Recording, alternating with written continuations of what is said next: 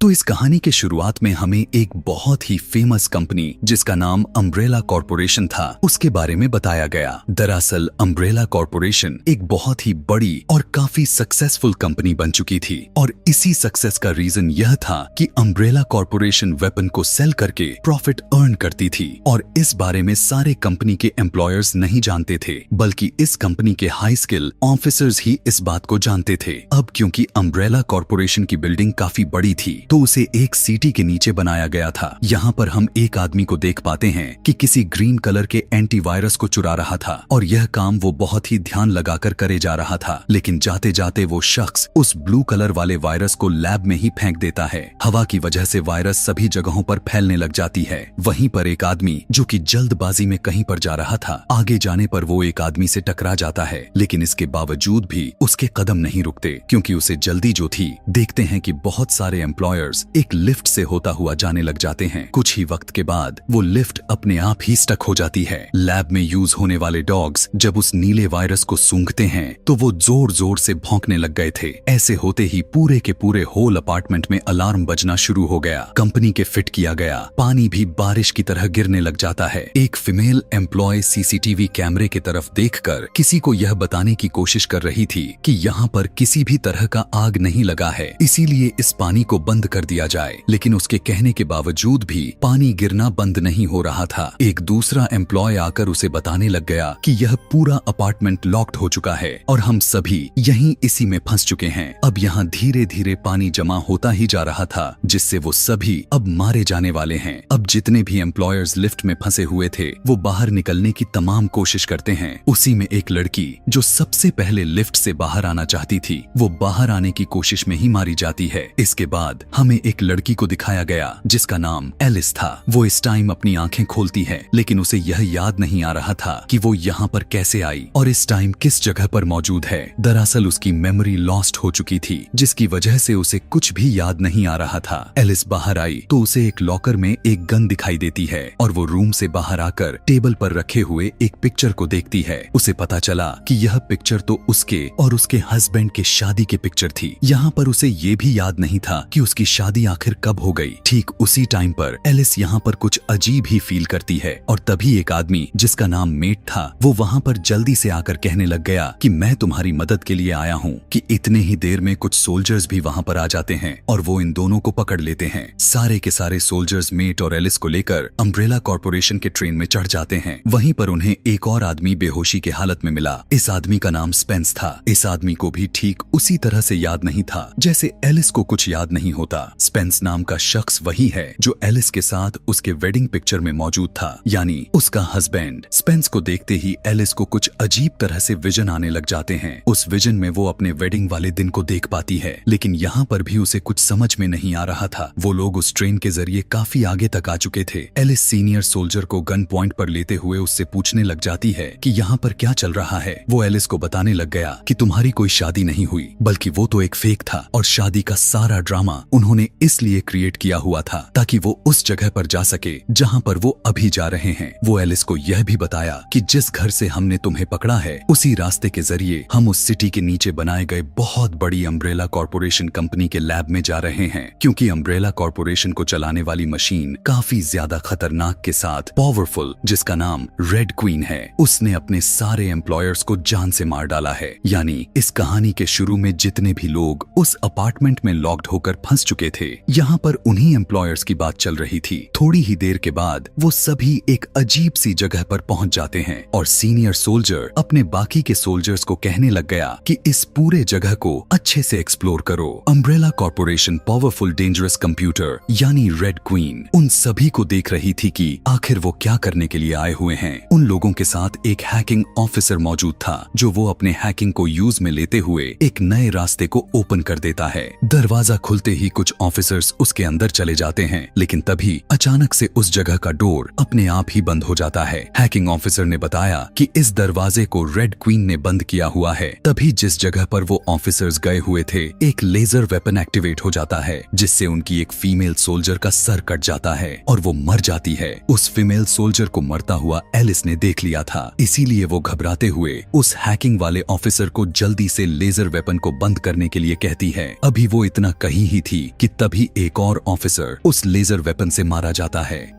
Senior soldier जो कि अभी भी जीवित था, यह देखकर एलिस उसे कहती है कि वो जल्दी से लेजर वेपन को बंद कर दे, क्योंकि एक एक करके सारे ऑफिसर्स मारे जा रहे थे। और फिर यहाँ पर भी लेजर वेपन सीनियर सोल्जर की तरफ बढ़ते हुए अपना डिजाइन को चेंज कर लिया और उसे उसी डिजाइन वाले शेप में मारता है कि उसकी बॉडी के बहुत सारे टुकड़े हो जाते हैं, जो कि उसकी बहुत ही दर्दनाक मौत होती है। फिर वो हैकिंग ऑफिसर लेजर वेपन को बंद करने में कामयाब तो हो चुका था, लेकिन अब इसका कोई फायदा नहीं होने वाला था, क्योंकि बहुत सारे लोग मारे जा चुके थे। वो हैकिंग वाला ऑफिसर कहने लग गया कि अब रेड क्वीन को बंद करना जरूरी हो चुका है। इतना कहकर वो रेड क्वीन के रूम में चले गए। फिर उसे बंद करने की प्रोसीजर को स्टार्ट कर देते हैं कि तभी यहाँ पर बहुत ही अजीब चीज देखने को मिला कि रेड क्वीन उनके सामने एक होलोग्राम के रूप में आती है और वो उन्हें वॉर्न करते हुए कहती है कि तुम मुझे बंद करने की गलती मत करो। अगर तुमने ऐसा कर दिया तो यहाँ के सारे लाइट्स ऑफ हो जाएंगे और वो यहीं पर फंसकर अपने जान से हाथ धो बैठेंगे। यहाँ पर रेड क्वीन से एलिस पूछने लग गई कि तुमने इस कंपनी के सारे एम्प्लॉयर्स को आखिर क्यों मार डाला। जवाब में वो कहने लग गई कि किसी ने इस कंपनी में टी वायरस को पूरी तरह से फैला दिया था। वो बताती है कि वह वायरस इतना खतरनाक है कि वो पूरी दुनिया के पॉपुलेशन को डिस्ट्रॉय कर सकता है, इसीलिए मैंने इस कंपनी के सारे एम्प्लॉयर्स के साथ साथ उस वायरस को उसी अपार्टमेंट में बंद कर दिया, जिससे वो सारे एम्प्लॉयर्स मारे गए। अभी वो इतना बताई ही थी कि तभी उन्होंने कंपनी के मशीन यानी रेड क्वीन को बंद कर देते हैं और वहाँ के सारे डोर्स ओपन हो जाते हैं। बाहर फीमेल ऑफिसर रेनमेट और एक और पुलिस ऑफिसर उन लोगों का वेट कर रहे थे कि तभी वहाँ पर उन्हें कुछ आवाजें सुनाई देने लग गईं। इसीलिए आखिर यह कैसी आवाज है चेक करने के लिए ऑफिसर रेन जाती है। उसे वहाँ पर कंपनी के एक एम्प्लॉय मिलती है जो डोर ओपन होने की वजह से बाहर आ गई, लेकिन अब वो एक ज़ॉम्बी में कन्वर्ट हो चुकी थी और यह सब कुछ उस वायरस के वजह से ही हो गया था। लेकिन रेन को यह नहीं पता था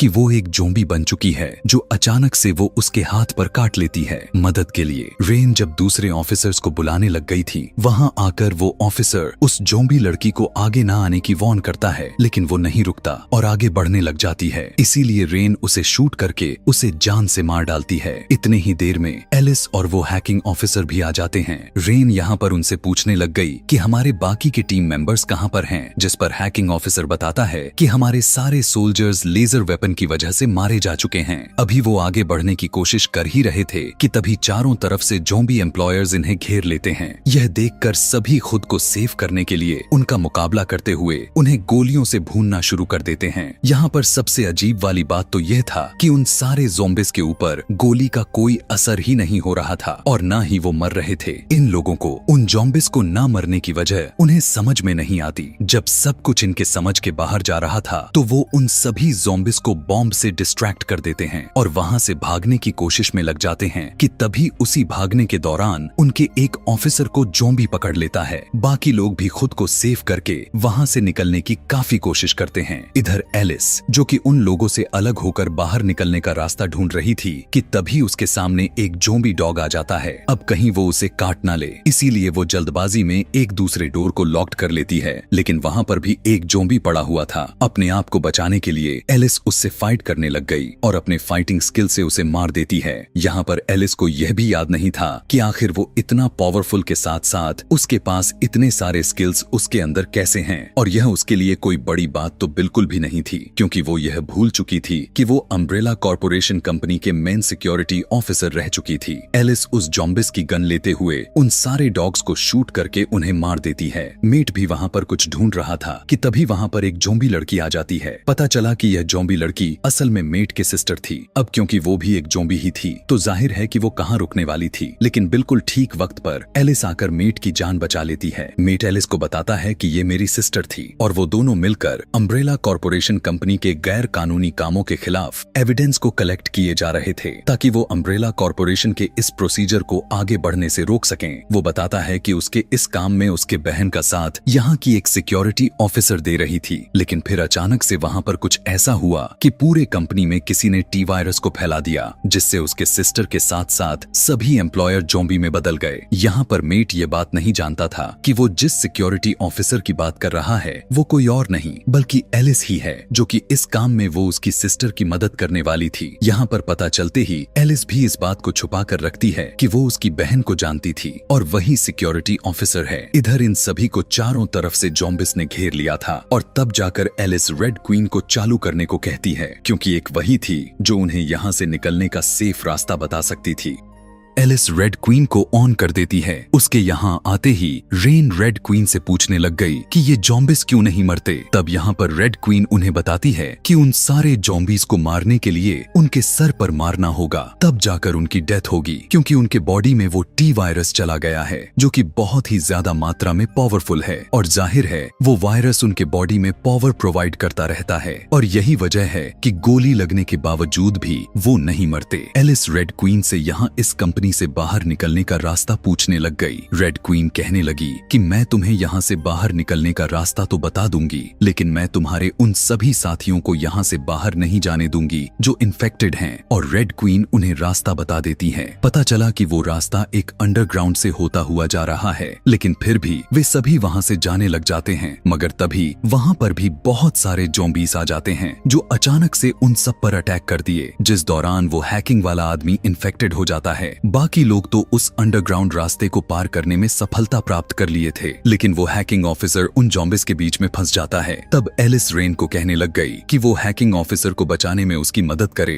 लेकिन रेन से निशाना ठीक से नहीं लगता। तब एलिस एक ही बार में काफी अच्छे से निशाना लगाकर उस ऑफिसर को बचा लेती है, लेकिन फिर भी वो हैकिंग ऑफिसर फिर से फंस जाता है। मगर इस बार वो बाकी के बचे हुए साथियों को वहाँ से अपनी जान बचाकर निकलने के लिए कहता है। काफी इमोशनल में ना चाहते हुए भी वो लोग उस वहीं पर छोड़कर आगे बढ़ जाते हैं। बाहर आने के बाद एलिस को याद आता है कि टी वायरस का एंटीवायरस भी है, जिसे वो उसे लगाकर उसकी जान बचा लेगी। यही सोचते हुए एलिस उस एंटीवायरस को ढूंढने में लग जाती है, लेकिन वो उसे नहीं मिलता। यहाँ पर उसे यह बात यह समझ नहीं आती कि वो एंटीवायरस तो यहीं कहीं होना चाहिए था, तो फिर भी वो यहाँ पर क्यों नहीं है। यह सब देखकर मेट एलिस से पूछने लग गया कि तुम टी वायरस और एंटीवायरस के बारे में आखिर कैसे जानती हो। तब यहाँ पर एलिस वो राज खोल देती है। वो कहती है कि मैं ही वो सिक्योरिटी ऑफिसर हूँ जो उस वायरस यानी एंटीवायरस को चुराकर तुम्हारे सिस्टर को देने वाली थी, ताकि तुम और तुम्हारे सिस्टर अम्ब्रेला कॉर्पोरेशन कंपनी की रियलिटी दुनिया के सामने ला सको। स्पेन्स को याद आता है कि वही वो चोर है जिसमें एंटीवायरस को चुराया था और उसने टी वायरस को पूरे लैब में फैला दिया था और जल्दबाजी में वो एक एम्प्लॉय से टकरा भी गया था, लेकिन वो वहाँ से तो बचकर बाहर आ जाता है और ट्रेन में जाकर बेहोश हो गया था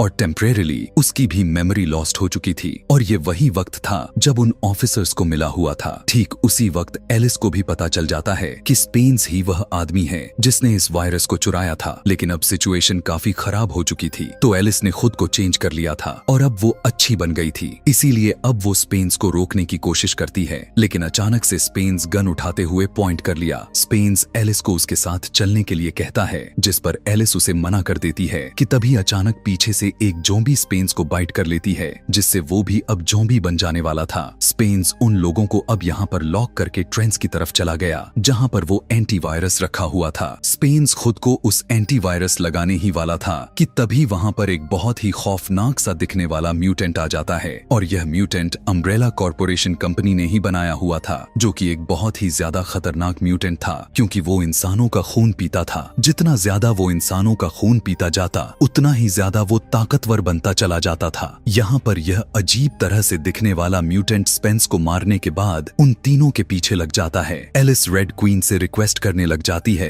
कि वो दरवाजे को ओपन करे, यानी उनकी वो मदद करे। तब यहाँ पर रेड क्वीन ये कहती है, तुम लोगों के साथ रेन मौजूद है, क्योंकि यानी वो इन्फेक्टेड है। अगर तुम उसे मार देते हो तो मैं तुम्हें यहाँ से बाहर निकाल दूंगी। लेकिन एलिस रेड क्वीन की बात मानने वालों में से नहीं थी, जिससे रेड क्वीन दोबारा से ऑफ हो जाती है और इस बार उस हैकिंग ऑफिसर ने रेड क्वीन को बंद किया हुआ था, जो किसी तरह से जिंदा बचकर निकल गया था। वो उन्हें किसी तरह वहां से निकालता है और वो लोग ट्रेन में बैठकर निकल जाते हैं, लेकिन इनके पीछे पीछे वो क्रिएचर भी आ जाता है। एलिस रेन और हैकिंग ऑफिसर को वो एंटीवायरस लगाती तो है, लेकिन रेन ज़ॉम्बी में कन्वर्ट होना शुरू हो जाती है। अब क्योंकि वो एंटीवायरस उसके ऊपर असर कर पाता, वो पूरी तरह से ज़ॉम्बी बन चुकी थी। ज़ॉम्बी रेन मेट पर अटैक कर देती है, लेकिन मेट उसके सर पर गोली मारकर उसे जान से मार डालता है। उसी लड़ाई के दौरान वो म्यूटेंट भी ट्रेन के नीचे आकर मर जाता है। ये दोनों बिल्कुल ठीक वक्त पर सेफली तरीके से बाहर तो आ जाते हैं, लेकिन बाहर आते ही वहां पर कुछ लोग आकर एलिस को पकड़ लेते हैं और मेट को अपने नए एक्सपेरिमेंट्स के लिए लेकर चले जाते हैं। यहाँ पर एलिस की जब आंख खुलती है तो वो देख पाई कि एक स्ट्रेचर के साथ बंधी हुई है, लेकिन वो किसी तरह स्ट्रेचर से खुद को आजाद कर लिया। लेकिन जब वो उस जगह से बाहर आकर देखा